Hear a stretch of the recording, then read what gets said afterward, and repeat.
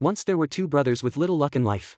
They were both in their early 30s. No house, no wives. Their parents had passed away early. They were truly out of options, so they sold the only two mud houses they had. With some silver coins in hand, they set out to make a living. They wandered from place to place, finally settling in an unfamiliar village. As dusk fell, the old temple outside the village became their home. By day, they worked for the village landlord. The landlord was fairly kind. Seeing the brothers honest and hard-working, he paid them well at year's end. At night, they lay on the hard mats inside the temple. The younger brother never felt at ease. He would tug at his brother, worrying, "Brother, we have to keep this money safe. We've saved it after working all year. Don't lose it." His brother patted his chest and promised, "Don't worry, I'll hide it in my sock under the pillow." Safe and sound, but the next morning when he woke, the pillow was empty. The money was gone. The brothers were at a loss. They had no choice but to keep working for the landlord, and worked until the year's end again. This time, the brother got smarter. He held the money close to his chest, even pressed it under his body when he slept, thinking this time it couldn't be lost again. But at dawn, when he reached to check, his arms were empty again. Twice in a row it happened. At that moment, the brother was both angry and anxious. His health collapsed suddenly. After only a few days bedridden, he left his brother behind. The brother was gone. The landlord took pity on the younger brother and let him tend the graveyard. He stayed there for several years. The younger brother reached his mid-30s. Still lonely and all alone. One night, the temple door creaked open, pushed by the wind. The younger brother was staring blankly when a woman walked in. She was truly unattractive. Her face was scarred like old coins. Her hair was thin and sparse, with two yellow strands sticking up. Most noticeable were her large feet. They looked nearly 2 feet long. The woman approached him, softly asking, "Aren't you bored sitting here alone?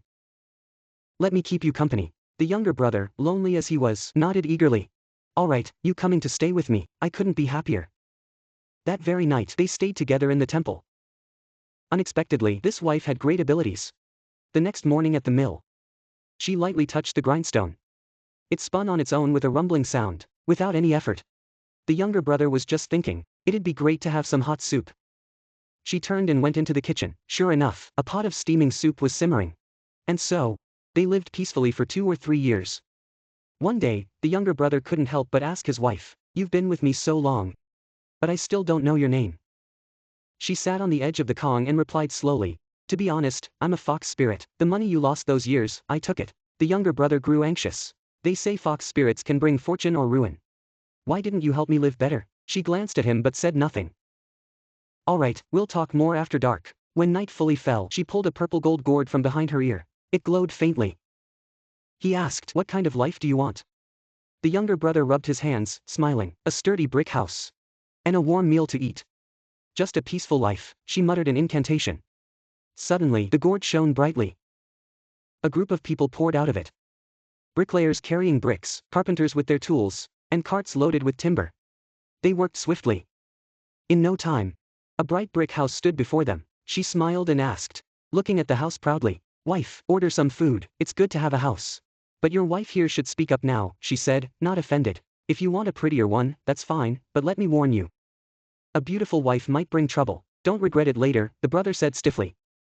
"Who wants people gossiping that their wife is ugly? All right, let's wait for night," the wife replied. When night comes, she took out the gourd again and finished the spell. 7 or 8 girls floated out of the gourd. Each like a fairy from a painting. She pointed and said, "Pick whichever you want." The younger brother stared for a long time. He chose the most handsome one. The wife sighed softly. "Then I must go. If you face trouble, find me and use this gourd to call me." She tied a golden cord to the fairy's braid. Then she turned and vanished into the night.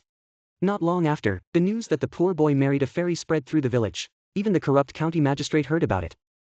The magistrate was greedy and wicked. He immediately sent men to arrest the younger brother. Slamming the judge's wooden block, he shouted, "Where did you get that wife? Tell the truth." The younger brother was terrified. He told the whole story about the fox spirit in detail. The county magistrate, upon hearing this, his eyes lit up. The wife he had been longing for. He set up a purple gold gourd that could transform things. He immediately sent people to capture the fairy wife. The wife was brought into the main hall. She showed no fear on her face. Suddenly, she shouted 3 times loudly. Then she started chanting a spell. In no time, a figure wrapped in smoke drifted in. It was the ugly wife from before. He grabbed the gourd hanging from the fairy's braid and recited a phrase. What? The gourd started swelling rapidly, bouncing wildly in the hall like a small mountain. Neither the magistrate nor the cruel officers could dodge it. They were all knocked to the ground. Seeing this, the younger brother hurriedly shouted, "Sister, stop smashing, just deal with these villains."